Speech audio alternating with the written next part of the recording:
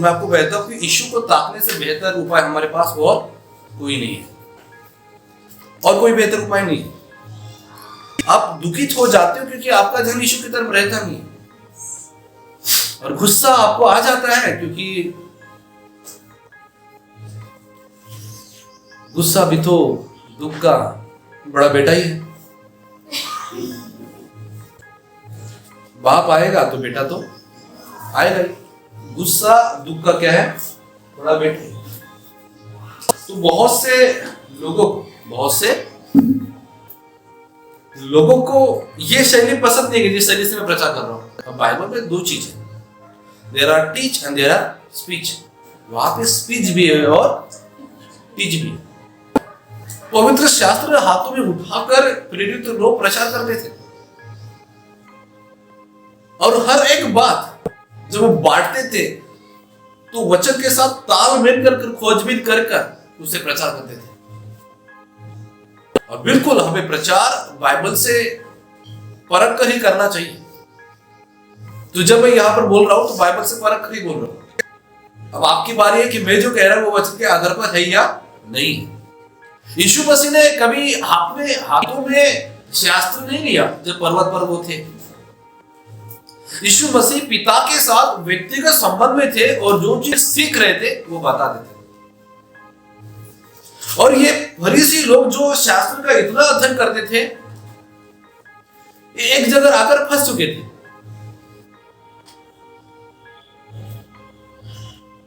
पर यीशु मसीह उनके 2 कदम आगे थे। पवित्र शास्त्र पढ़ते रहना ये अलग स्तर है, लेकिन पवित्र शास्त्र के आधार पर जब आप पवित्र आत्मा से जुड़ जाते हैं और आत्मा के अगुवाई में जो चीज आप सीखते हैं वो बहुत अलग बात है। आप लोग मेरे साथ हैं? तो प्रभु की वाणी को सुनना ये आपके जीवन को बदल देगा। और ये जटिल शब्दों में नहीं होगा, ये बहुत ही सरल शब्दों में होगा। ठीक है? बहुत ही सरल। आप में से बहुत से लोग सरल और सादगी भरा जीवन चाहते हैं। मैं कहता हूं आपको और कोई उपाय नहीं है सिवाय यीशु को निहारने के। लाखों चर्च के लोग यीशु को निहार रहे हैं, लाखों पास्टर उसी शास्त्र से प्रचार भी कर रहे हैं, लेकिन आप यीशु को देखते कैसे हैं? ये नजरिया नहीं बदलेगा तो जीवन देखने का भी नजरिया नहीं बदलेगा।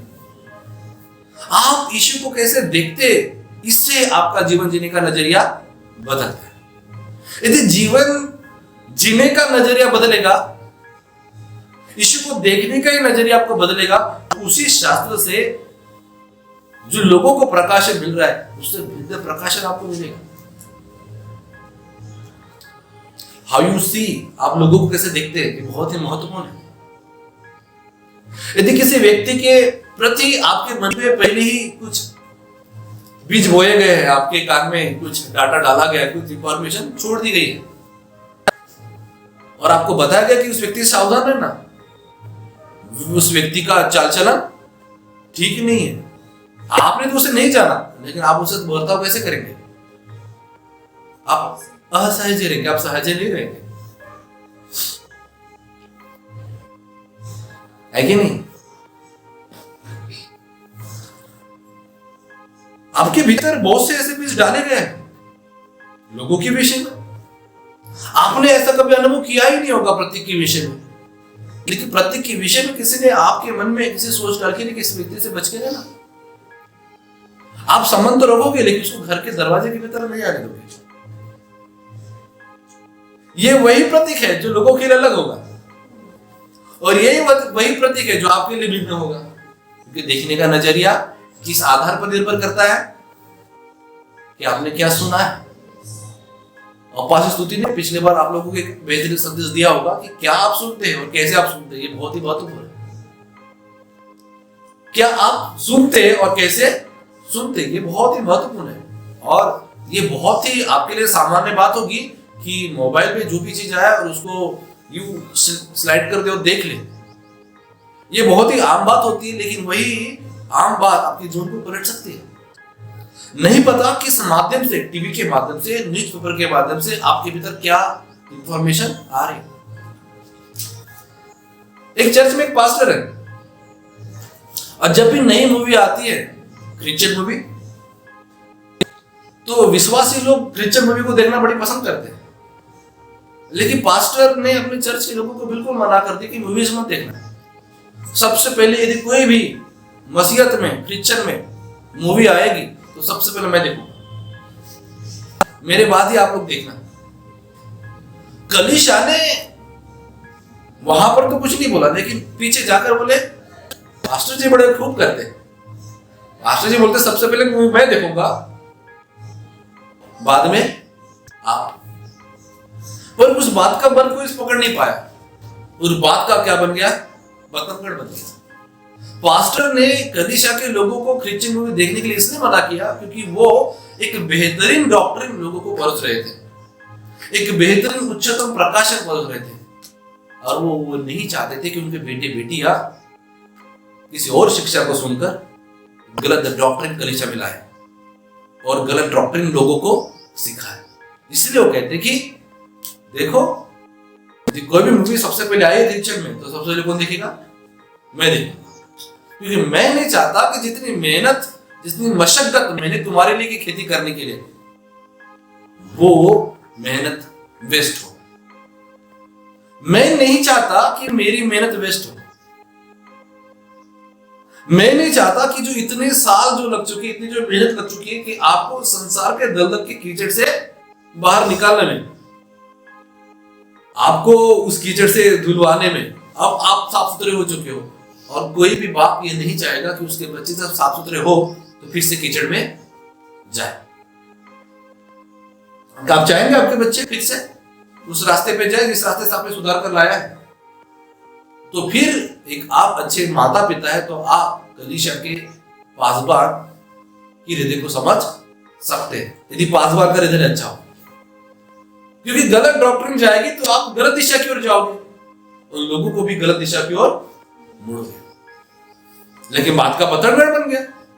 पास्टर चाहता था कि सबसे पहले मैं उस मूवी को देखूं, क्योंकि मूवी में कुछ चीजें ऐसी ला जाती है जो बिल्कुल बाइबल में नहीं होती। ऐसे कई चीजें होते हैं। बोलो यीशु मसीह की जय। आप मेरे साथ हैं? yes. मैं नहीं चाहता कि आप लोगों के साथ कुछ गलत हो जाए, और मैं नहीं चाहता कि आप गलत शिक्षाओं के हाथों में पड़ जाए।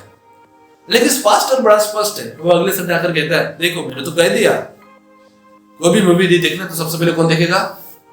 मैं देखूंगा, अब फिर आप देख लेना, ताकि आप देख भी लोगे तो मैं क्लियर कर दूंगा ये वाला जो चीज था वो सही नहीं, मैं तुम्हें सिखा दूंगा। बस यही मुद्दा था, बाकी और कुछ नहीं। Hallelujah hallelujah. पास्टर चाहता है कि उसके कलीसिया के लोग अच्छी शिक्षा में जाए, अच्छी शिक्षा बने रहे। लेकिन पास्टर ने अगले संडे बड़ा स्टेटमेंट दे दिया और बोला यदि मैं मना भी कर रहा हूं देखने के लिए, और फिर भी आप देख रहे हो, आप देखो या ना देखो, लेकिन मेरा एक काम है मना करना। और उसने अपने मन को प्रकट कर दिया, मेरा मन यही है कि मैं तुम्हें खोना नहीं चाहता। बाइबल में, पवित्र शास्त्र में कहा गया है कि पतरस को मान लिया था शैतान ने। यीशु मसीह को अपने हृदय को प्रकट करना पड़ा, यीशु मसीह को बोलना पड़ा कि देखो शैतान तुझे मान लिया है, लेकिन मैं नहीं चाहता, मैं तेरे लिए नित्य प्रार्थना करता हूं कि तेरा विश्वास जाता न रहे बल्कि आता रहे। लेकिन आप ऐसे वीडियोस देखेंगे, ऐसे माध्यम से जुड़ेंगे, तो फिर आप बोलेंगे नहीं परमेश्वर है ही नहीं। क्या संगति का फायदा? It's full of time wastage.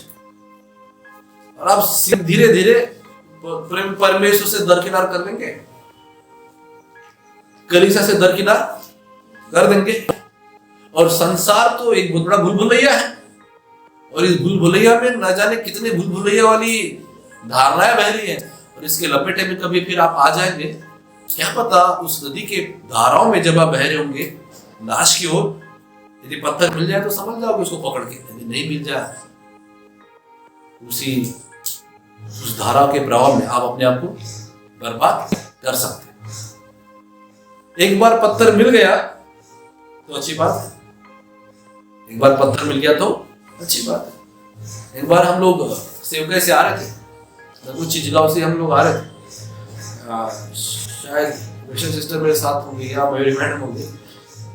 हम वैनगंगा के जो ब्रिज से हम आ रहे थे, एक लड़की ने छलांग मार दी। अच्छा, इशारे से पता चल रहा है कि वैशाली मैडम भी साथ में थे। लड़की ने नदी में छलांग मार दी, अच्छी बात है, उसको ऐसी चीज मिली जिसको पकड़ कर वो बात भी नहीं मिलती तो मजे की बात है।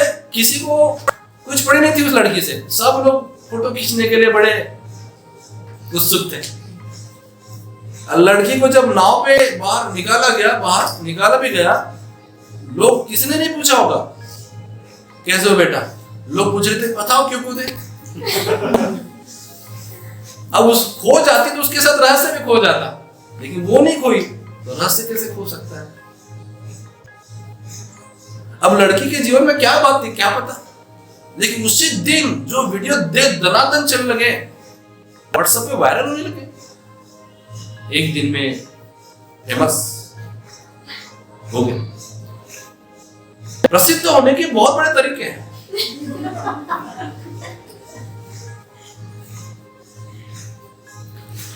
एक व्यक्ति ने बहुत अच्छे से गीत गाया,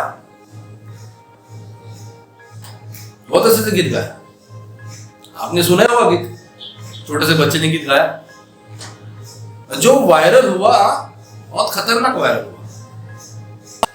और हर घर में वो गाना गीत गाते ही है। आज वायरल होने में समय लगता है नहीं। हाँ। एक अच्छे गायक को आवाज अच्छी गायकी में हो तो आवाज तो उसकी प्रसिद्ध हो ही जाएगी। यदि आपको अखबार पर आना ही है, फिर से हाँ, तो यदि आपको आना ही है कहां पर, अखबार पर आप में कुछ सुंदरता नहीं है और आप में कुछ गुण नहीं है अखबार में आने के लिए, तो कुरूपता भी एक बहुत बड़ा षड्यंत्र है अखबार में आने का। मैं एक मैगजीन पढ़ रहा था और मैगजीन में मुझे पता चला कि एक व्यक्ति यूं ही सुबह टहलने के लिए गया था समुद्र किनारे, और वहां एक परिवार के 7 लोग भी टहलने आए। कुछ नाता नहीं, कुछ रिश्ता नहीं, कुछ परिचित नहीं। उसने जेब से रिवॉल्वर निकाली और 7 लोगों को ढेर कर दिया। जेल में उस व्यक्ति को पकड़ा गया और उसको पूछा गया, तेरा कुछ नाता नहीं, उस लोगों से कोई रिश्ता नहीं, कोई किस्सा नहीं, तूने उसे क्यों मारा? देखो किस्सा सब खत्म है, मेरा किस्सा ये है, मुझे अखबार पर आना था और अखबार पर आने के लिए कुछ ना कुछ तो करना ही था। हत्या ये बहुत बड़ा षड्यंत्र है, हत्या ये बहुत बड़ा षड्यंत्र है अखबार पर आने का।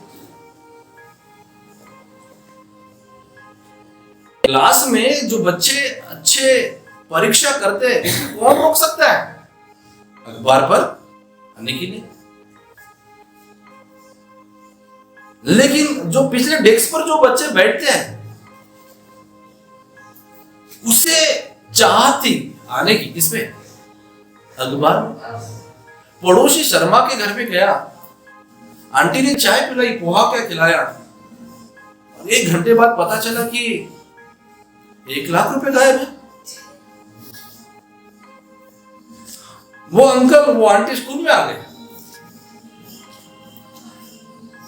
स्कूल में टीचर था, जासूस में बड़ा इंटरेस्ट होगा उसका, जासूस में जॉब करने की तो उसको अवसर मिला ही नहीं, उसने यही अपना हाथ जमा लिया और बच्चे पर पूरी साइकोलॉजी के हर एक अपने पैतरे को, अपने शस्त्रों का इस्तेमाल किया,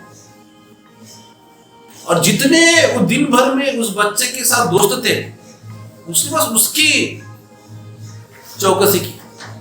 जिसने चोरी की उसकी चौकसी बिल्कुल भी नहीं की, क्योंकि चोर कभी नहीं बोलेगा मैंने चोरी की। जो दोस्त थे उससे चौकसी की। और स्कूल में लंच ब्रेक होता ही है, अब उस ब्रेक में वो कहाँ गया, ये भी खुरापाती की गई। खुरापाती में पता चला लंच ब्रेक बड़ा लंबे अवधि का होता है, करीबन 45 मिनट्स का होता है। उस बीच में जब वो क्रिकेट खेल रहे थे, उसने ग्राउंड में गड्ढे के नीचे दबा कर दिए, मिल गया, मामला खत्म। लेकिन वो स्कूल का बच्चा फेमस हो गया एक ही दिन में। कहां पे? गांव में। आपने भी ऐसे किस्से बहुत से सुने होंगे, है कि नहीं? तो षड्यंत्र है हत्या करना भी अखबार आने के, गलत काम करने वाले भी प्रसिद्ध हो सकते हैं। दाऊद इब्राहिम का तो नाम सुना ही होगा, पूरे वर्ल्ड में छा गया है। क्यों? बस एक रिवॉल्वर की बदौलत। अपना कुछ नहीं जाता, बस तेरा जाता, और बस लोगों को क्या कर रहा है? मार दिया। आज फेमस है, प्रसिद्ध है। कुरूपता लोगों को प्रसिद्ध पाने के लिए षड्यंत्र करने पड़ते हैं। बड़े उत्सव जब होते हैं, आप देखना, बड़े जब उत्सव होते हैं, जो सेलिब्रेशन के उत्सव होते हैं, और ऐसा अक्सर होता ही है, मैंने देखा ये उत्सव में, कोई अच्छी सौंदर्य रूपवती महिला हो देखने में, उसके साथ ऐसा अक्सर नहीं होता है। लेकिन यदि कोई कुरूप महिला हो, वो अपने बालों को खुला कर देती है, और जो तांडव वहां पे होता है वो बड़ा अजीब ही होता है। तो ध्यान आकर्षित करने के बड़े अलग अलग पैतरे तो हो ही सकते हैं।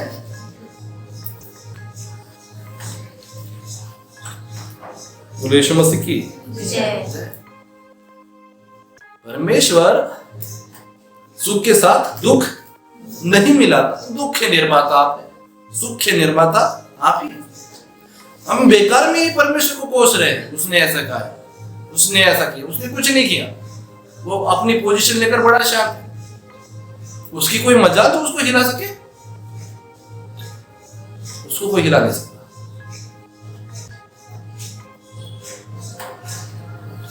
वो जो पिछली बार मैंने आपको उदाहरण सिखाया था, वो लेडीज सोने के कंगन खरीद के लाई, और किसी ने एक नहीं पूछा कंगन कहां से लाए, तो उसने झोपड़पट्टी, और जब अपनी छाती पीट रही थी, जब रो रही थी, तो धीरे से वो महिला क्या कि उसको रोने पर नहीं थी, उसके कंगन पर बोली, वाह कंगन कहां से लाए? बोले ये भी कोई बात है, पहले पूछते तो झोपड़पट्टी क्यों जलाती? इसलिए मैं कह रहा हूं, दुख में जो लोग जीते हैं, वो दूसरों को दुखी करने के सिवाय और कुछ नहीं कर सकते। तो दुखी लोगों से बड़ा सावधान रहना। दुखी लोग दुखी करने में बड़े एक्सपर्ट हैं। सुखी लोगों का सुखी लोगों के साथ कनेक्शन होता है, और दुखी लोगों का दुखी लोगों के साथ बड़ा कनेक्शन होता है। और जो दुखी है, बड़े पैतरे हैं इनके, दुख इनका बड़ा शस्त्र है। और आज फिर से एक बार मैं इस दुख के विषय में और कुछ रोशनी डालने की कोशिश करूंगा। आप मेरे साथ हैं? yes. वाह।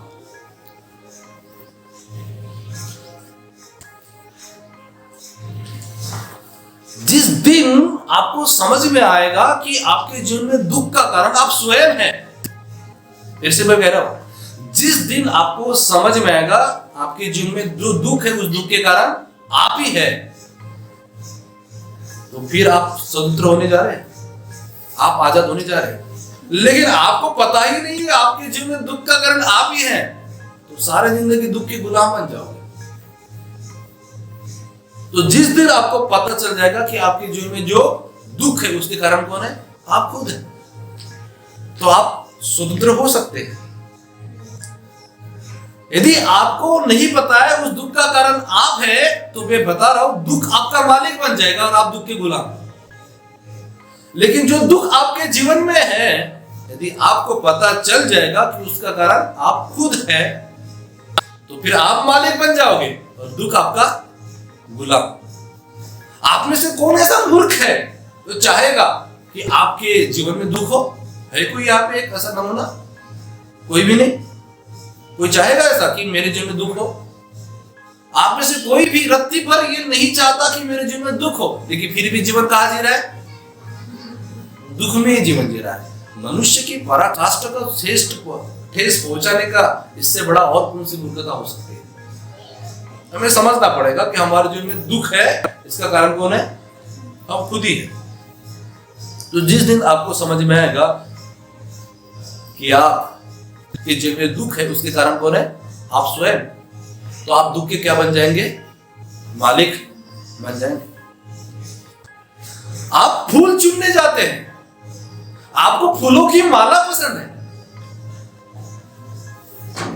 आप फूल चुनने जाते हैं क्योंकि आपको फूलों की माला पसंद है। लेकिन मैंने ऐसा किसी को देखा नहीं फूलों को चुनते हुए और फूलों की माला बनाते हुए। मैंने तो लोगों को दुख चुनते हुए देखा है, दुखों की माला पहनते हुए देखा है। न जाने अभी भी यहाँ पर कितने लोग ऐसे होंगे जिनकी गर्दन तो खाली दिख रही है, लेकिन आत्मिक रीति की दुख की मालाएं तो अभी भी है। और दुख से जब दुख व्यक्ति जुड़ जाते हैं तो ये इसके पास बहुत सारे दुख की माला है, ये भी अपने एक माला उसको भी पहना रहा है। बड़ी भक्ति हो रही है दुख की, और किसी को कानों का खबर तक नहीं।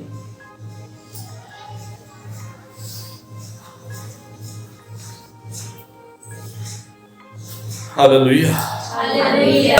तो अनजाने में ही कोई दुख को चुन सकता है, जानकर तो नहीं चुन सकता। अनजाने में, और अनजाने में ही जीवन जी रहे हैं। ऐसे मूवीज मत बनाओ, अनजाना और अनजाने। ये तो पागलपन है, पागलपन की हद बढ़ रही है संसार में। अनजाने जीवन मत जिए, जानकर जीवन जिए। ये तो जीना ही मतलब नहीं है, क्योंकि अनजाने में बहुत सी चीजें आपने ऐसी चीजें की कि अपने आप को ठेस पहुंचाई है। तो अनजाने में ही लोग दुख को चुनते हैं। आप शांत क्यों है? आप थोड़ा मुझे मेरे साथ ढूंढ रही है। अनजाने में चुनते कि नहीं चुनते? आज आप लोगों के गले से मैं एक माला को निकालने की कोशिश करूंगा जो दुख की माला है। और बड़ा फ्री में आप एक काम कर रहे हैं, आपको कोई वेतन नहीं दे रहा, आपको कोई सैलरी नहीं दे रहा, और आप दुख की माला पहनाते जा रहे लोगों के पास। जैसे भक्ति होती है ना, जैसे आप मिलते हैं, जय यीशु जय यीशु, वैसे ही आप आत्मिक हृदय से मालाएं पहनाते जा रहे हैं। मैं आपको बता रहा हूं मेरा जीवन कैसा है। मेरा जीवन अब ऐसे कगार पर पहुंचा है कि रास्ते से कोई दुखी व्यक्ति मिला, मुझे बस गले मिल जाए, मैं वहां से भाग जाऊं। कौन मिलेगा उसको? जब भी मिलेगा दुख भरी कहानी बताएगा, और उसको इंटरेस्ट इस बात में कि मेरी सुन ले भैया, और जरा सा भी उसकी तरफ ध्यान न दो, बड़ा नाराज हो जाएगा, बड़ा गुस्सा करेगा। अब तो समझ नहीं देता, अब तो सुनता ही नहीं है। अरे कौन सुने? और सुनकर भी दुख का कोई हल है? यदि आपको लगता है सुनकर दुख का हल है, तो मैं बता रहा हूं आपके जीवन में दुख आ जाएगा। सुनकर, दुख सुनकर समस्या का हल नहीं है, और दुख का भी हल नहीं है। दुख सुनकर दुख और हरा भरा हो जाता है। और मैंने तो पिछली बार आपको बताया था, आपके दुख सुनने में आपको लगता है कि ये लोग सुनने वाले, ऐसा नहीं। आपके दुख सुनकर कई लोग अपनी खुशी के पापड़ सेक रहे हैं। उसको लगता है अरे इससे अच्छा तो जीवन मेरा है, इस महिला का पति ऐसा है, मेरा पति तो ऐसा नहीं है। अपने आप को राहत, दूसरे के आपस में अपने आप को राहत की रोटियां भी सेकने में लोग कम नहीं है। लेकिन एक चीज मैं बता रहा हूं यहां से, यदि ये चीज आप कर रहे हो तो आजाद हो जाओ। और मैं आपको चेतावनी भी दे रहा हूं, यदि आप लोगों के जीवन में दुख लिख रहे हैं, आपके जीवन भी दुख से भर जाए। जरा सा भी लोगों के जीवन में दुख लिखने की कोशिश मत करिए। आपके सामने जो लोग मिलते हैं वो खाली किताब के समान हो सकते हैं। आप दुख लिखने की कोशिश करें, जितना लोगों के जीवन में दुख लिखने की कोशिश करेंगे ना, उतना ही आपका जीवन नरक के समान हो जाएगा, उतना ही जीवन आपका दुख से भर जाएगा। दुख लिखने की कोशिश मत करिए। जो दुख लिख रहा है दूसरों के जीवन में, वो अपने जीवन में क्या लिख रहा है? दुख ही लिख रहा है।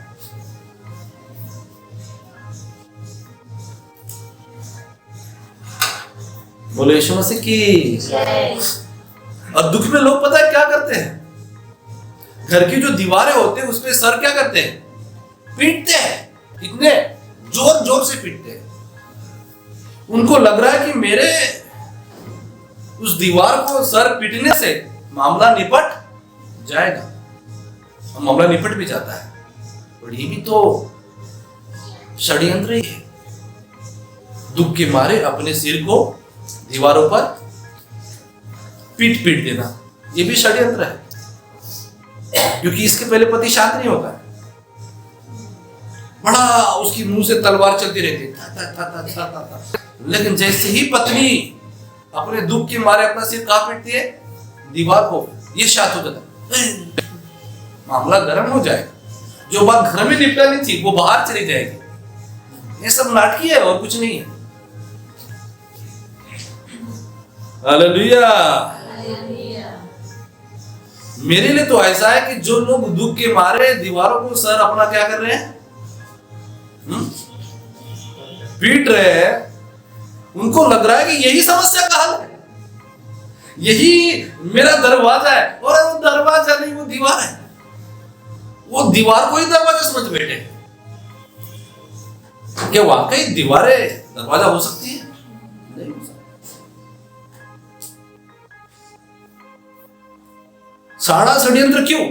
साड़ा षड्यंत्र इसलिए मुझे सहानुभूति चाहिए। यदि मेरी सुंदरता को देखकर मुझे सहानुभूति नहीं मिल रही है, यदि मेरे गुणों को मिलकर मुझे मूल्य नहीं मिल रहा है, तो कुरूपता रूप धारण तो करेंगे। जब सीधी उंगली से सहानुभूति नहीं मिल रही है तो टेढ़ी उंगली करेंगे। आपने कहावत तो सुना ही होगा, टेढ़ी उंगली से घी निकलता है। ये टेढ़ापनी है। दुख में जीवन जीना क्या है? टेढ़ापनी होना है। दुख से भरकर अपने सिर को दीवार पर पीटना, यह क्या है? टेढ़ापनी है। और फिर वो टीवी पे एडवर्टाइज देते, टेढ़ा है लेकिन मेढ़ा है। अरे किस पागलपन में फंसते जा रहे हो? कुछ भी। इसलिए मैंने कहा क्या सुनते हो, कहां सीखते हो, बहुत जरूरी है आकलन करना। सहानुभूति मांगने की चीजें है।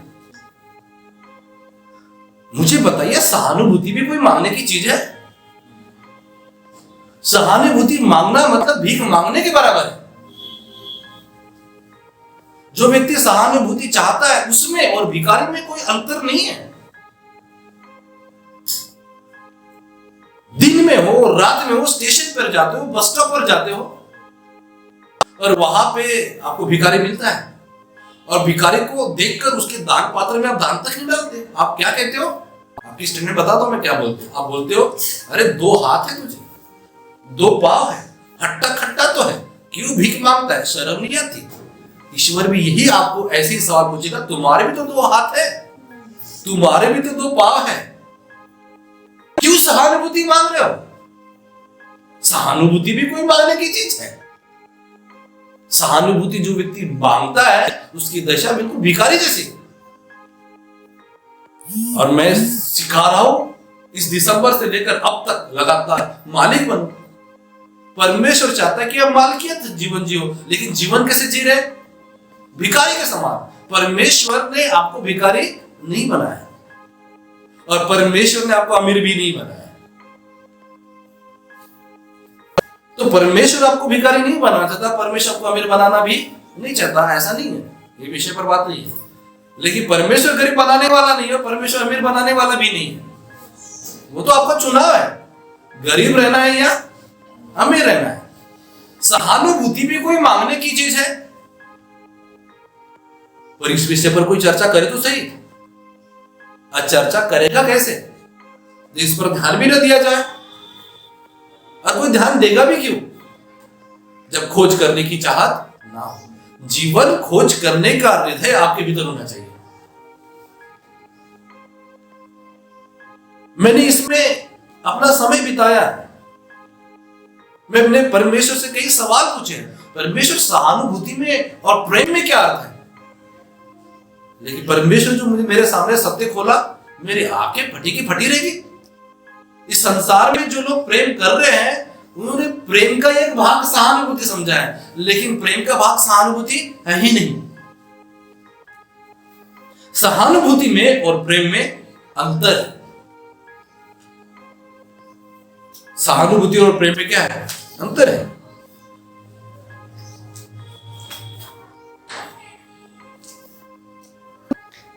जो सहानुभूति पाना चाहते हैं ये वो लोग हैं जो बीमार होकर ध्यान आकर्षित करने का प्रयास करते हैं।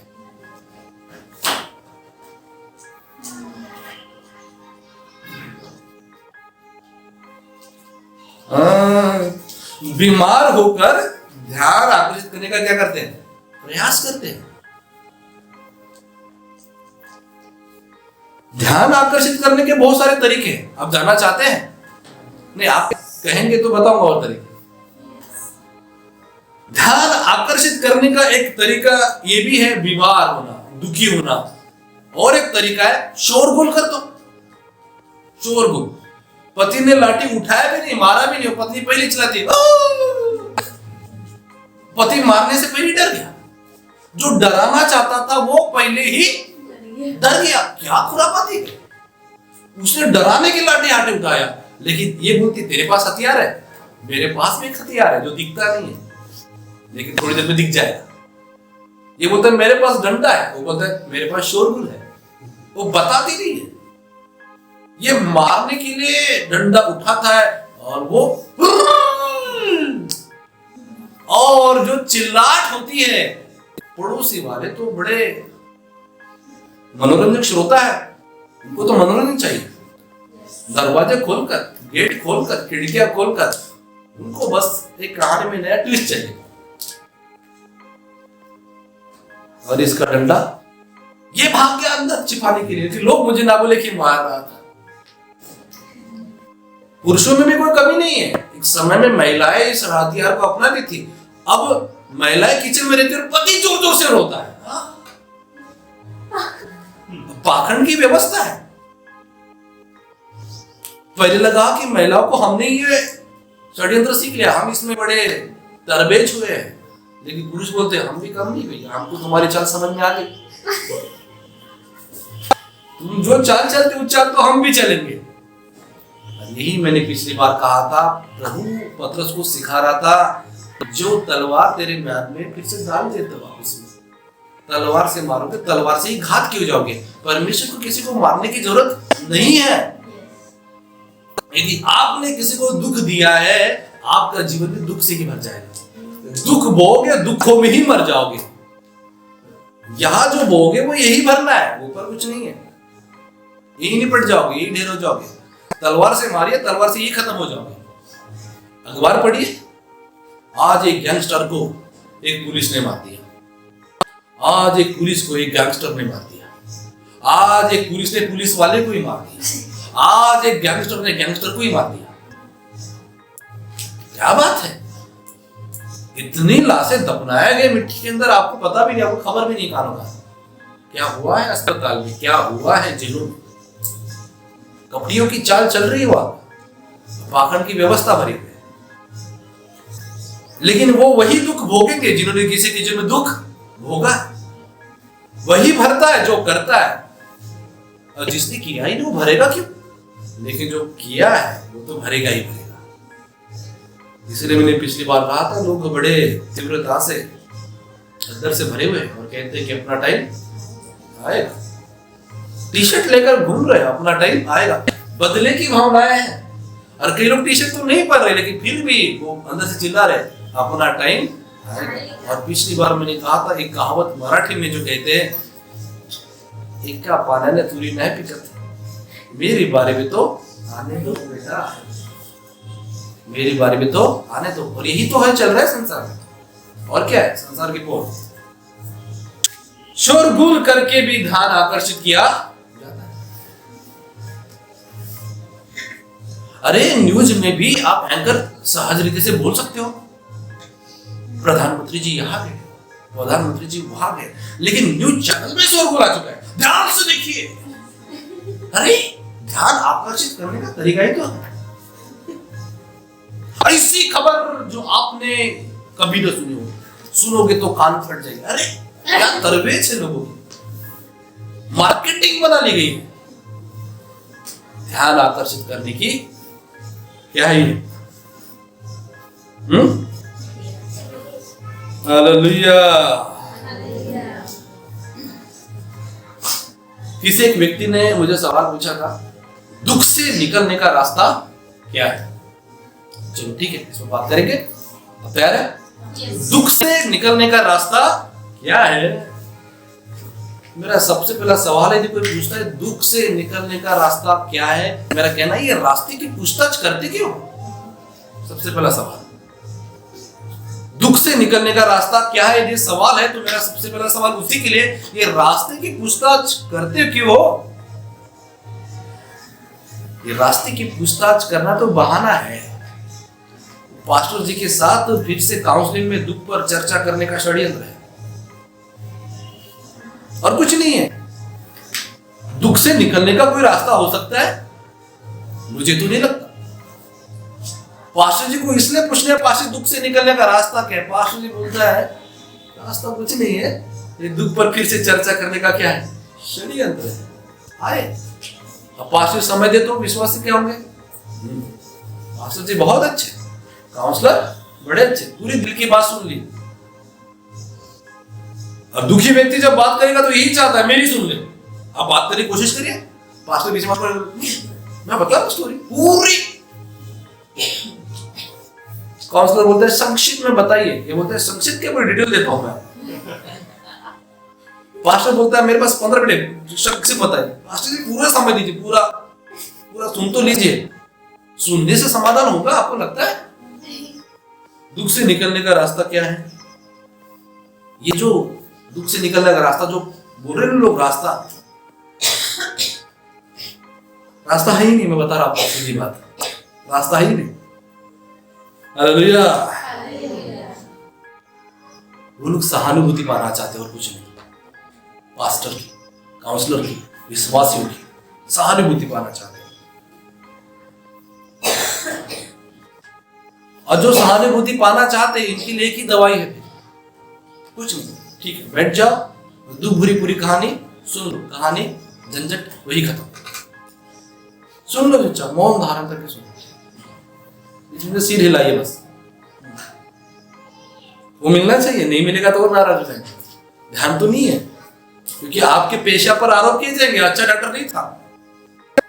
अब डॉक्टर को पता है पेट के अंदर कुछ नहीं है, उसकी सोच है इतना सा रिपोर्ट यहाँ डॉक्टर भी यहाँ, वो जहां बोलता है वही। साइकोलॉजी, दवाखाना बाजार है। बीमारों की भर्ती पेट में नहीं है, बीमारों की भर्ती मन में। वो बताएगा नहीं आपको, उसकी दुकान चल रही, यहां दर्द है, हाँ हाँ, तो घुटनों में मलहम लगाएंगे, आपके दर्द हो रहा है, और मलहम से को अंदर कुछ मलहम नहीं जाने वाला, आपके दिमाग में मलहम गया बस। हाँ ठीक ठीक, कुछ तो हुआ है। पहली बार आई है 300 रुपये फीस लेंगे, दूसरी बार आई है 200 रुपये फीस लेंगे, यही तो है।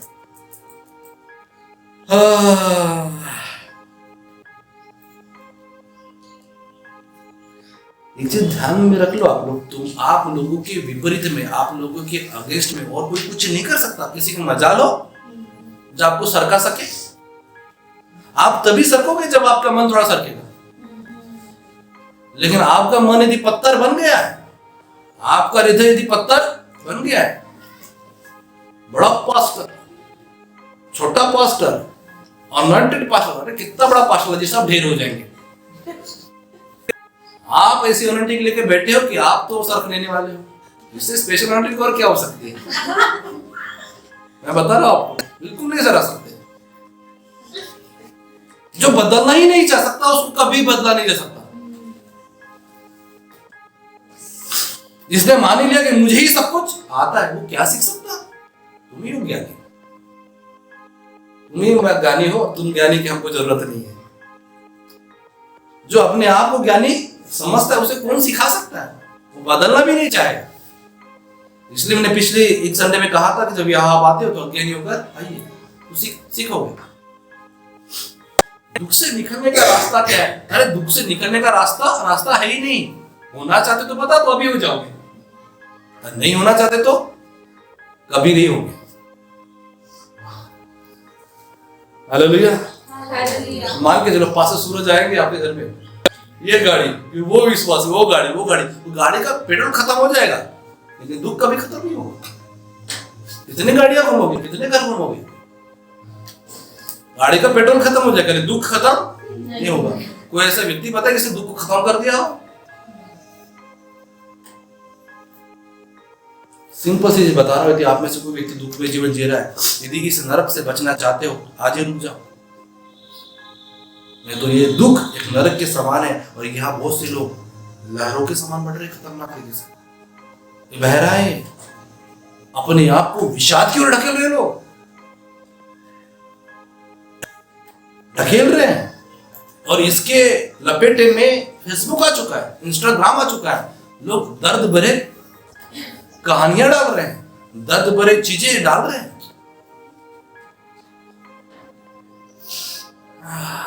दर्द में जीवो ही मत, दुख में जीवन ही मत जियो, बर्बाद कर दोगे। मैं बता रहा हूं, सुंदर बनो। कैसे बनना है? सुंदर बनिए ना, रचनात्मक बनिए। वो व्यक्ति कभी रचनात्मक नहीं हो सकता जो बदलना ही नहीं चाहता। वो व्यक्ति कभी सुंदर होगा? बाइबल कहती है जो सुंदर स्त्री है और जिसके जीवन में परमेश्वर का वचन नहीं है, उसकी तो तुलना सुवर्णी के साथ ही है। यीशु मसीह से बेहतर और कौन जाएगा? जिसके जीवन में वचन हो, जो वचन लेना चाहता है, वो बदलना चाहता है, जो बदलना चाहता है वही सुंदर हो सकता है, वही रूपवान हो सकता है। लेकिन आपकी सौंदर्य की लिस्ट क्या है? देखने में पास्टर जी ऐसी हो, अच्छा हाइटेड ऐसा हो, जीवन हटा हो, पूरा बाहरी स्वरूप आप देखते हो। इस सुंदर की बात यीशु मसीह नहीं कर रहे थे। यीशु मसीह किसकी बात कर रहे थे? वचन देखिए, सोच देखिए। हूर परी लाल ये ढूंढकर, लेकिन जीवन हूर परी जैसा है ही नहीं। क्या मतलब? कुछ है तो जवान लोग अब निर्णय ले लीजिए शादी के लिए कि ऐसा व्यक्ति आपका जीवन साथी होना चाहिए। ये सब माता बच्चों का खेल है। यदि गवर्नमेंट जॉब हो तो क्या कहते हैं हम लोग? सुंदर चाहिए। सुंदर मतलब क्या? गोरा चिट्टा रंग। अरे गोर रंग पे इतना गुमान न कर, गोरा रंग पे क्या हो जाएगा? क्या करोगे? कुछ नहीं है। सोच दे। हालेलुया। ऐसे मुरझाए हुए लोगों को रास्ते से आकर देखते हुए गली से भागना ही अच्छा है। फिर भी आपका आज का दिन खराब हो जाएगा। फिर कितने दिन खराब करोगे? आपने कुछ टारगेट पकड़ा है कि मुझे इतने दिन खराब करना है? आपने किसी ठाना है? ये साल तो मुरझाए हुए हमें जीना है। किसी को है खुशी? भागना पड़ेगा। ऐसे लोगों से भागना तो पड़ेगा। क्यों? क्योंकि लोग शोषण कर रहे हैं आपका। ये यौन शोषण तो नहीं है, लेकिन ये समय का शोषण है। आपके समय का शोषण किया जाएगा। हालेलुया।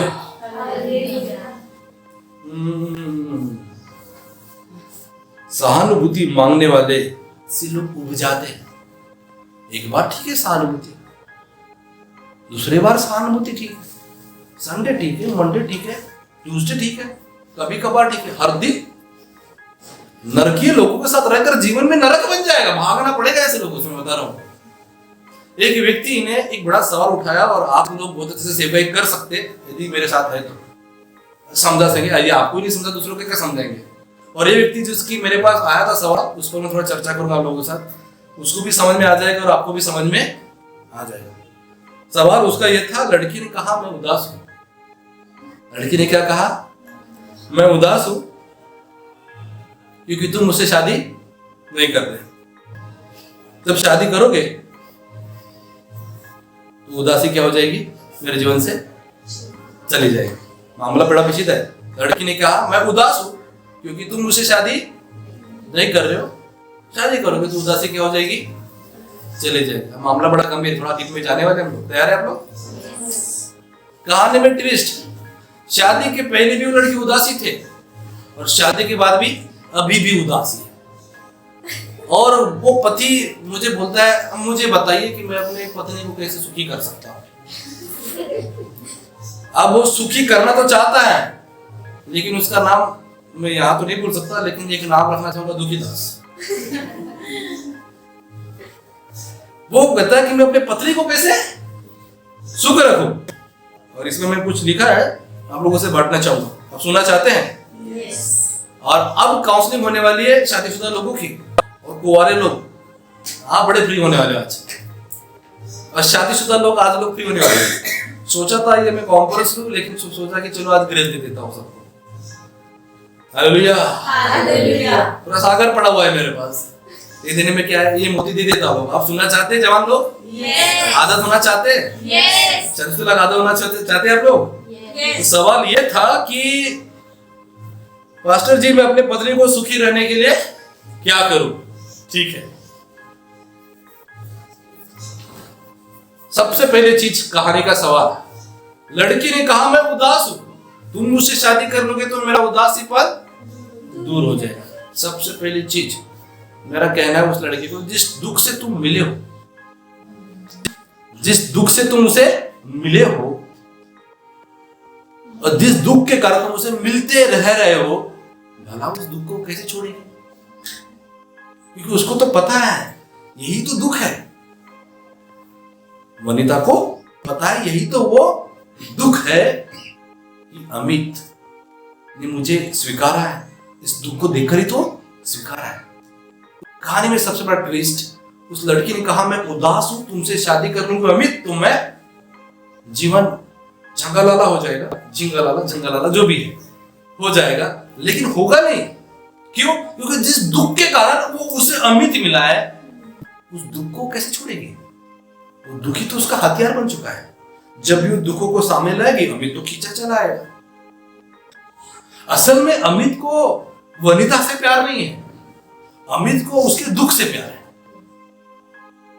क्योंकि वनिता के तरफ अमित जो खींचे चला आया, वो दुख को देखकर आया, क्योंकि उसको दुख नहीं देखा जाता। और आप में से कोई ऐसा है जिसको दुख नहीं देखा जाता? है कोई ऐसा? पक्का फंसने वाले आप। अमित को दुख नहीं देखा जाता था, और वनिता के जीवन में क्यों आया? दुख से प्यार। अब जिस दुख के कारण वनिता को अमित मिला है, बताओ कैसे छोड़ेगी? मूर्ख है क्या जो छोड़ेगी? उसको तो वही चाहिए। जैसे वो दूर जा रहा है, वो दुख को सामने लाएगी, अमित खींचा चला जाएगा। बिजनेस बाद में पहले तू वो। तो जिस दुख से अमित पूरा का पूरा मिल रहा, वो महिला कैसे दुख को छोड़ेगी? इस मूर्ख को कौन समझा? वो कहती मैं उदास हूं, शादी कर लो तो मेरा जीवन कैसा हो जाएगा? खुशी से भर जाएगा। और अब कहता है शादी के बाद भी खुश नहीं है। अब बताइए पास्टर जी, इसको मैं खुश कैसे करूं? मेरा कहना है जिस दुख के कारण तुम उसे मिले हो, वो दुख नहीं छोड़ेंगे। अब गलती वनिता की है, हथियार किसने छेड़ा? वनिता ने। वनिता के पास हथियार क्या है? दुख। लेकिन अमित के पास भी एक हथियार है, दिखाऊं क्या आपको? देखना चाहते हो पूरी पिक्चर? अमित के पास एक हथियार है, वो है अहंकार। अहंकार। अहंकार किस बात का? ये चाहता है कि इसकी फोटो अखबार पे आए, न्यूज़पेपर पर। ये अपने छवि ऐसे दिखाना चाहता है कि मैं हूं समाज सुधारक। और समाज सुधारक में अहंकार होता है इस बात का, मैं हूं समाज सुधारक। मैं चाहता तो अच्छी लड़की शादी कर सकता था, लेकिन मैंने शादी किसी की दुख भरी महिला से। हम वो व्यक्ति है जो दुख भरे लोगों का जीवन क्या करेंगे? खूबसूरत बना देंगे। पागल है तू। यदि किसी के जीवन के दुख भरे के जीवन को तुम खूबसूरत बना सकते हो, पागल हो तू। परमेश्वर की मजाल नहीं किसी को खूबसूरत करने की। दुखी इंसान को परमेश्वर सुखी नहीं कर सकता, तू कौन है? एक दिन मिल जाएगा माटी के, तू माटी का पुतला है रे। इतने महापुरुष अगर वो मिट्टी में मिल गए, हम भी ढेर हो जाएंगे माटी के भीतर। ये कौन है? किसी दुख भरे व्यक्ति को जीवन को खूबसूरत में बदल आप नहीं सकते। लेकिन अमित ने क्या चुनौती ली? ये चुनौती नहीं है, फांसी का फंदा ही जैसे दिख रहा है। इसने चाहा दुख भरे जीवन को क्या करे, खूबसूरत कर दे, फंस गया। वाह, असल में ये शादी जो है प्रेम के कारण नहीं हुई है। अमित ने वनिता से शादी क्यों की? दुख। शादी का जो कनेक्शन है वो दुख है, प्रेम है ही नहीं। जिस शादियों में प्रेम है ही नहीं वो शादी सक्सेसफुल नहीं होती। और आप क्या समझ रहे थोड़ी देर पहले, सहानुभूति ही प्रेम है। सहानुभूति प्रेम है ही नहीं। सहानुभूति के चक्कर में तो शादी हुई। सहानुभूति में प्रेम नहीं। अहंकार था अमित के जीवन में। अहंकार किस बात का? अपनी फोटो का छपवानी थी अखबार में। इतने बड़े राजा होकर भी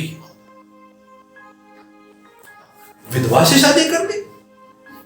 इतने बड़े राजा होकर अनाथ लड़की से शादी कर ली, दुखियारी में शादी कर ली। ये और कुछ नहीं है, ये लोगों का ध्यान आकर्षित करने का एक अहंकार है। और जहां अहंकार है वहां प्यार नहीं हो सकता। यदि सच में अमित शादी करके वनिता के जीवन के दुख को दूर कर सकता है, जिस दिन दुख खत्म, अमित का वनिता के जीवन से रस खत्म। क्योंकि इसका रस क्या था? दुख। जब तक उसके दुख में, तब तक तो अमित जुड़ा हुआ है। जिस दिन उस रिश्ते से रस खत्म हो जाएगा, उसके जीवन में अब वनिता नहीं, अब कोई और है। क्योंकि इसको किससे प्यार है? दुखी लोगों से। और इसीलिए मैंने कहा दुखी लोग दुखी लोगों से ही जुड़ते हैं। और पति लोग सावधान हो जाओ। आप लोग, आप अनैतिक संबंध में पड़ सकते हो दुखी व्यक्ति से जुड़ जाने के बाद। क्योंकि आप अपने आप क्या समझते हो? मैं हूं समाज सुधारक, मैं तुम्हारे दुख को समझ सकता हूं। और बोले कि हाँ, मुझे तुम्हारी सहानुभूति चाहिए अमित, अब कोई और लड़की। वो दुख के चक्कर में तो जुड़ गया, उस दुख के चक्कर में तो आकर्षित हुआ है।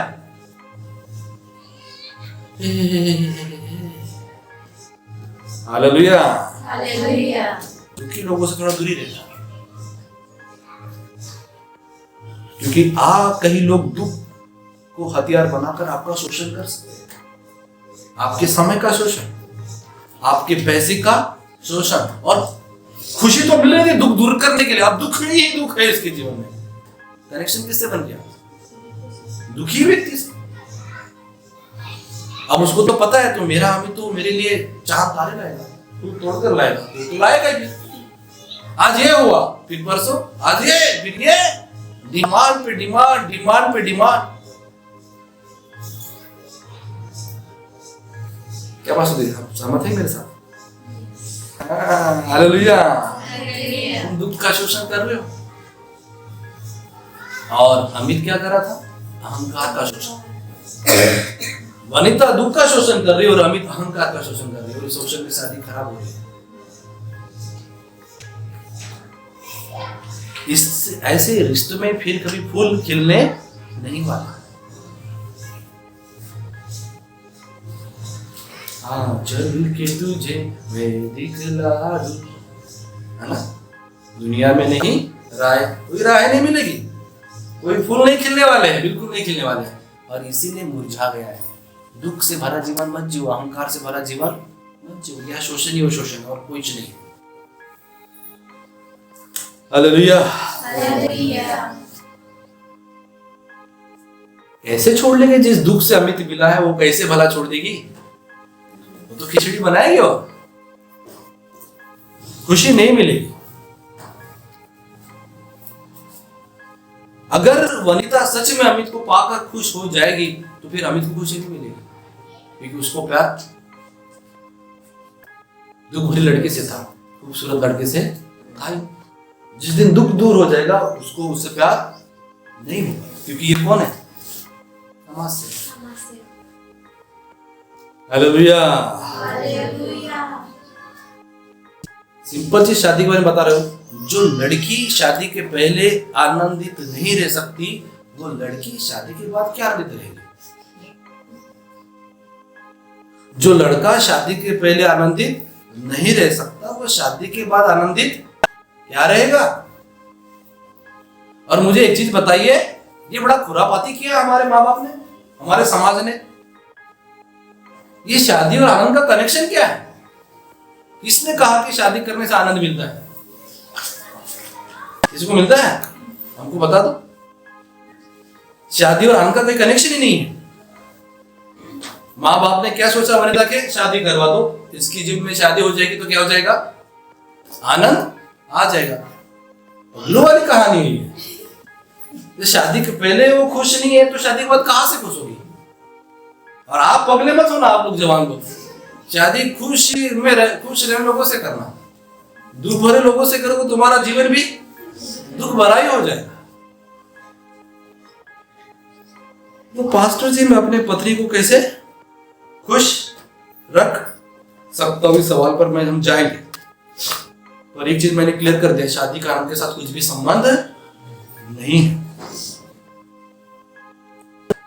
आनंद ऐसे लोगों को ना शादी के पहले भी मिलेगा ना शादी के बाद मिलेगा। ये दुखी रहेंगे हमारे जीवन में।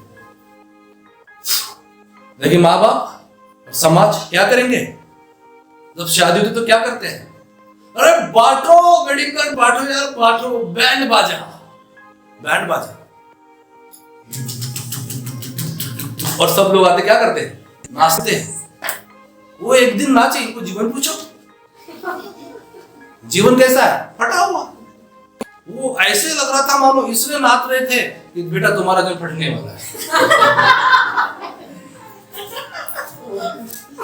बैंड बाजा। और कोई पीछे पैसा हो तो सहना ही, ये तो और नमक छिड़ना हो गया। यही लोग नहीं कहते कि वो एक बकरा कटने वाला है। Hallelujah, hallelujah. कैसा करोगे फिर? ड्रामा, 7 फेरे लगाएंगे, 1 2 7 फेरे, 7 जन्मों का रिश्ता। अब शादी के बाद सोचते एक पल भी नहीं रहना चाहता, अब एक पल भी नहीं रहना चाहता जिसके साथ शादी किया। शादी के पहले चंद्रमुखी और शादी के बाद अब सूर्यमुखी। अरे थोड़ा अलग है ना, शादी के पहले चंद्रमुखी, सगाई के बाद सूर्यमुखी, अब शादी के बाद ज्वालामुखी। ये ऐसे ही नहीं बना है, ये कष्ट है। ये जो कविताएं बनी गई पति लोगों के दर्द छुपे हुए इस कहानी में। कई पति लोग मिलते हैं मुझसे, वो कहते हैं क्या बताओ शादी के बारे में, पहले सगाई के पहले चंद्रमुखी, सगाई करने के बाद सूर्यमुखी और शादी करने के बाद दर्द छुपा हुआ है उनके भीतर। कष्ट भोग रहे हैं, बताएंगे नहीं कोई भी।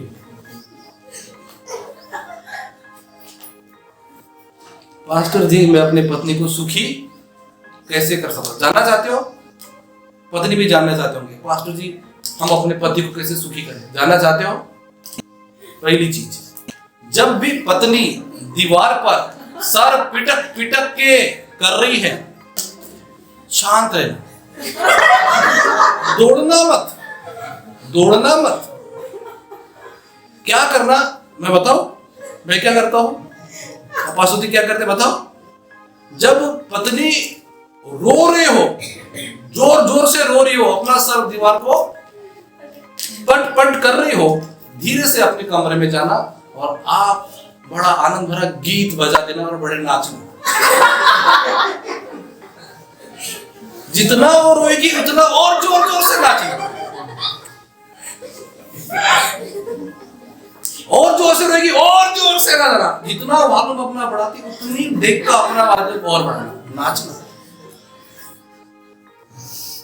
उसको समझ में आ गया कि अब मेरा षड्यंत्र फेल हो गया।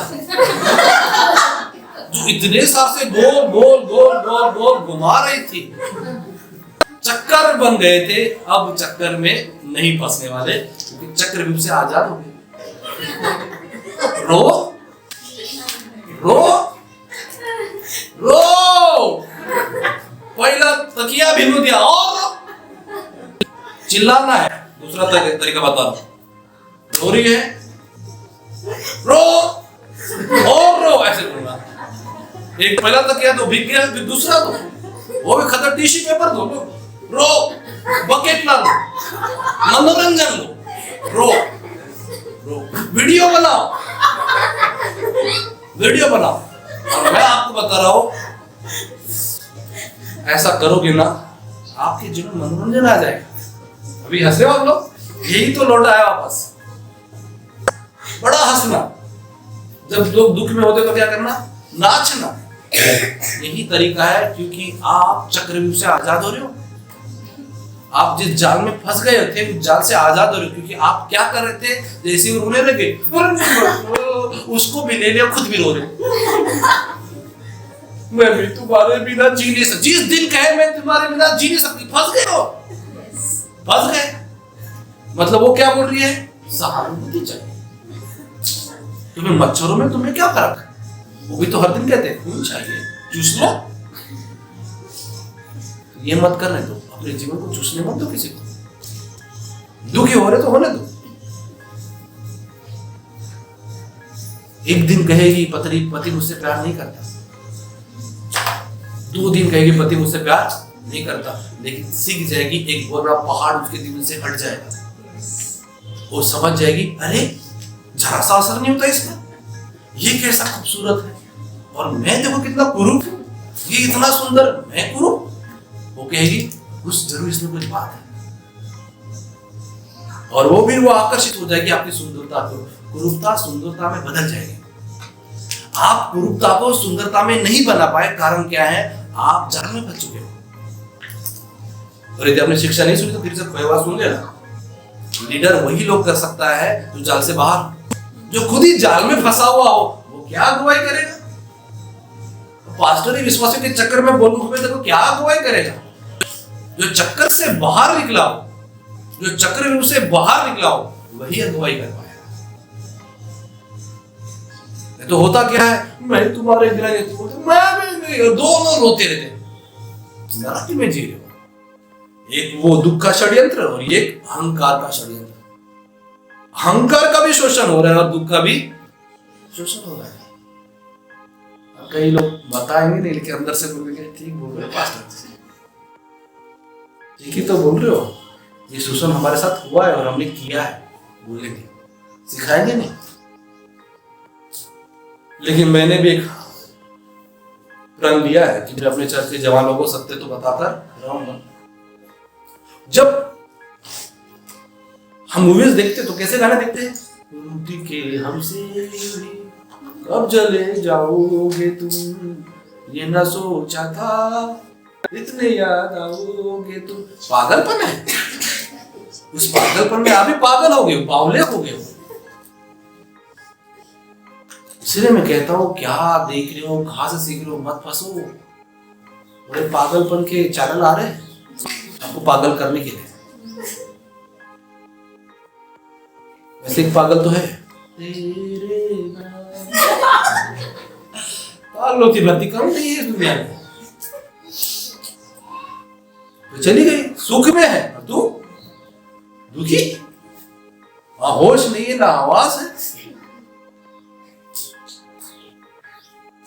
हालेलुया।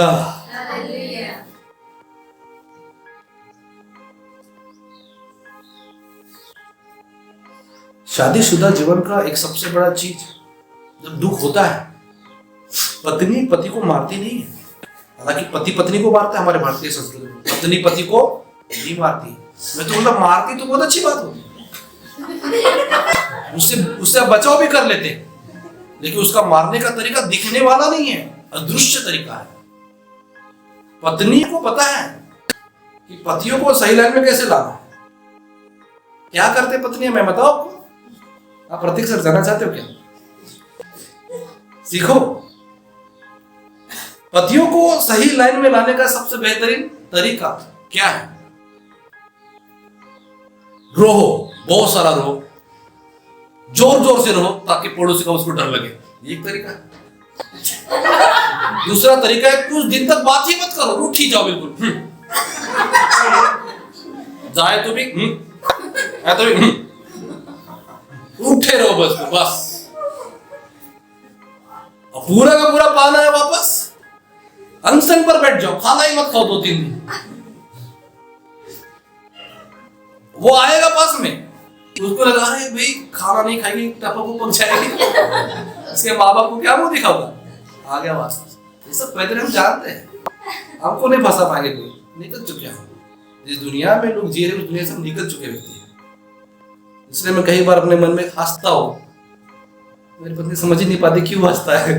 जब मुझे सत्य पता चलते मैं बड़ा हंसते रहता हूँ, संशोधन करते रहता हूँ, मैं रूठे रहना है। हालेलुया। हालेलुया। और पति भी हार मान लेता और बोलता है यार लंबे समय से खींचा है, मामला यही निपटा देते हैं।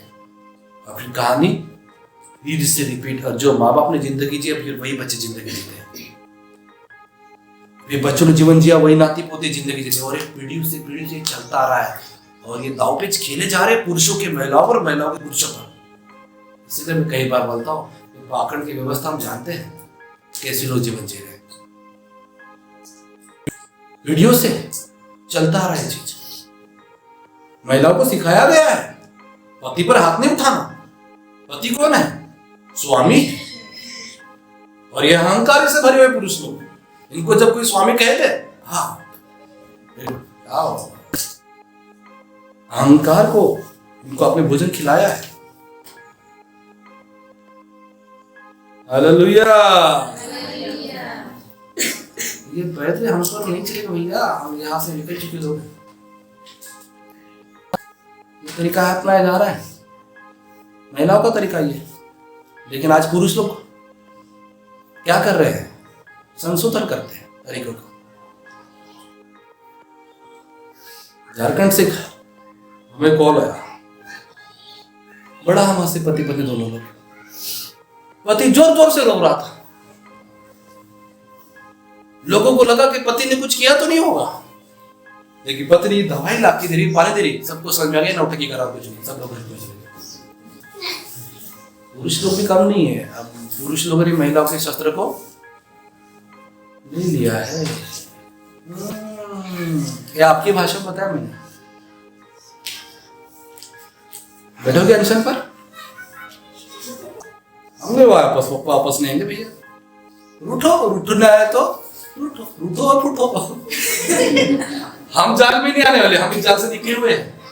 क्योंकि रूठे को फिर से बनाने जाओगे, वो व्यक्ति फिर से वही दांवपेच खेलेगा, वही तंज कसेगा, क्योंकि उसको पता चल गया कि आपको वापस आने का रास्ता क्या है। लोग इतनी फ्री में टीचिंग किया है। हालेलुया। हालेलुया। आइए अपने स्थान पर खड़े हो जाइए। क्या करे इस दुखी दास का? दुखी दास कहता है पास्टर जी मैं अपनी पत्नी को खुश कैसे करूं? नहीं कर सकते हो। तरीका एक ही है, वो माता फोड़ती है दीवार पे तो फोड़ने दो, ध्यान मत दो, हिम्मत नहीं हारना। महिला लोग पहले बता रहा हूं, और पुरुष लोग हिम्मत मत हारना, क्योंकि ये प्रताड़ना महिला पुरुषों पर भी कर रहे, पुरुष महिलाओं पर कर रहे हैं।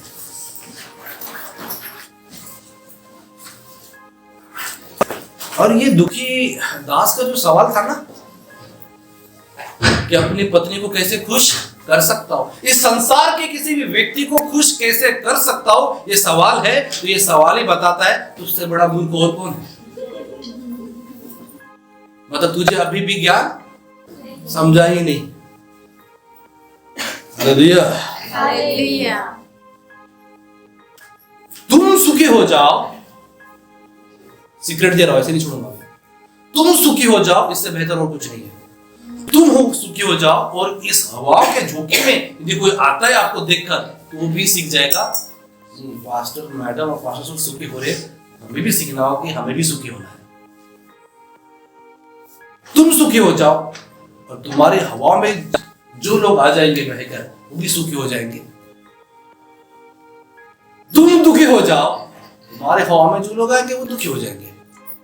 और मुझे पता है यदि हम आपके दुखों पर मरहम लगा नहीं आएंगे, लोग क्या करते? कुछ नहीं करते। पास्टर चेंज, चर्च करते रहो, जिंदगी फटी रहेगी।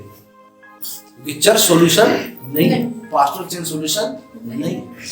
और कई लोग गए भी हैं, सॉल्यूशन नहीं है। दुख से निकलना चाहते हो, इसका सॉल्यूशन आप ही हो। और कब हो सकते हो? अभी हो सकते हो। यदि होना चाहो तो 1 सेकंड भी नहीं लगेगा सुखी होने के लिए अभी। लेकिन ये बाबा लोगों ने जो बिजनेस किया घर में, हुम्बा, कुछ नहीं है, बुम्बा है बस, कुछ नहीं है, दुख का है, यही है, कुछ नहीं है। हालेलुया। हालेलुया। तुम किसी को सुखी नहीं कर सकते हो, खुद को सुखी कर सकते हो। तुम सुखी हो गए, सब सुखी हो जाएंगे। तो अब मेरा सवाल है, क्या आप मेरे साथ हैं? यस। हम बढ़ने वाले हैं, हम लोग आगे बढ़ेंगे। यदि हमको देखकर आगे बढ़ना है, बहुत अच्छी, हमें खुशी होगी। नहीं बढ़ रहे हो, इसका मतलब उस बहाव में आप हो ही नहीं जिस बहाव में हम हैं। और आप क्या चाहते हो? उस बहाव में हम आए जिस बहाव में आप जी रहे हो। गंदगी से बाहर निकले, गंदगी फिर से नहीं आएंगे। परंपराओं में, कलीसिया में नहीं चलानी, इसलिए हम घर घर चर्च नहीं चला रहे। यदि घर घर चर्च चलाते, आज गरीब रहता मैं, काम नहीं कर पाता हूँ, मेरा इनकम नहीं आता। काम करके सेवा कर रहे हैं, अच्छी बात है कि नहीं बात है? जिस टाइम लोग बढ़ेंगे उस टाइम फुल टाइम मिनिस्ट्री करेंगे, लेकिन काम करके सेवा करेंगे। और काम करके सेवा कर रहे इसलिए ज्यादा समय नहीं दे रहे। हालेलुया। हालेलुया। चाहते हो सेवा हो तो सेवा कर सकते, लेकिन मैं सेवा में विश्वास नहीं कर सकता। समझ में होगा संदेश से? हाँ, सेवा विश्वास नहीं करता, मैं विश्वास करता हूँ परिवर्तन में हम काम करेंगे। और परिवर्तन केवल एक ही समाधान है, शिक्षा। और आपके जीवन के अंधकार को यदि कोई दूर कर सकता तो ज्ञान है, कुछ नहीं हो सकता। हालेलुया। और शिक्षा को समझ लोगे, वचन को ही समझ लोगे, तो हीलिंग और ये प्रोफेसी के पीछे नहीं भागोगे। क्योंकि अभी तो चंगे हो जाओगे, फिर से बीमार पड़ जाओगे उस अंधकार के कारण। अभी प्रोफेसी तो पाओगे, अभी प्रोफेसी वाले बाबा पैदा हो रहे, एक भी भविष्यवाणी पूरी नहीं होगी। तू फॉरेन में मिनिस्ट्री करेगा, अरे वीजा तो बना, वीजा ही नहीं बना, फॉरेन में कैसे पहुंचेगा? काम करना होगा, बिना काम करे कोई चीज नहीं होगी। तो प्रभु का नाम लेकर, प्रभु के नाम का दुरुपयोग मत करो। ये मत कहो यहोवा संभालेगा, वो तो संभालता ही है, पूरी पृथ्वी को संभाल रहा है। वो अपनी भूमिका पूरी कर रहा है, आपका किरदार आपको निभाना है। आप साथ में हैं हमारे। ये समय है परमेश्वर को भेंट देने के लिए। अपने हृदय को तैयार करें और खुद को ये जाने कि क्या मैं मुक्त हूं या नहीं हूं, और मुझे कैसा जीवन जीना है। जो व्यक्ति मुक्त है वो व्यक्ति परमेश्वर से जुड़ा हुआ व्यक्ति है। जो व्यक्ति मुक्त नहीं, वो परमेश्वर से जुड़ा कैसे हो सकता है? वो तो बंधन में है। यस, आपका दान देना इस बात को दिखाता है कि आप मुक्त हैं। ये समय है परमेश्वर की वेदी पर अपने भेंटों को, अपने दानों को, अपने दशमांशों को लाने का। आपकी भेंट, आपका दान, आपका दशमांश ये बातें बताती है कि आप मुक्त हैं, आप जुड़े हैं परमेश्वर से। और केवल उसी की इच्छा के लिए, उसी इच्छा को पूरी करने के लिए आप अपना तन, अपना मन, अपना धन प्रभु को अर्पण करने के लिए तैयार है। If you are ready, take it your tithe. अपने दानों को ले, अपने दशमांशों को ले, अपने भेंटों को ले, और आज वेदी पर डालें। It's time to sow your seed. ये समय है आपके बीज बोने का। Let it do through the holy spirit. पवित्र आत्मा की अगुवाई में इसे करें। यस, मैं आप में से हर एक लोगों के लिए प्रार्थना करता हूँ, each and every one. May God bless you if you are ready to connect to the holy spirit. May God bless you if you are ready to free for freedom, to free for freedom. Yes, thank you Jesus. It's connected to the Holy Spirit. Yeah, thank you Jesus, thank you Jesus.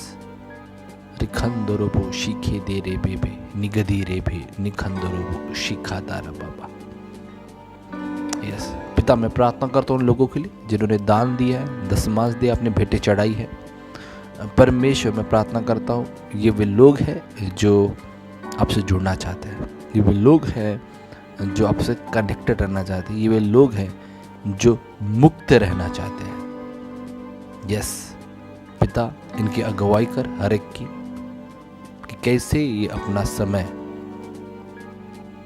आपके राज्य के लिए दे सके, कैसे अपना यह धन आपके दे सके, और कैसे अपने शरीर के अंगों को आपके आत्मिक राज्य के लिए सौंप दे।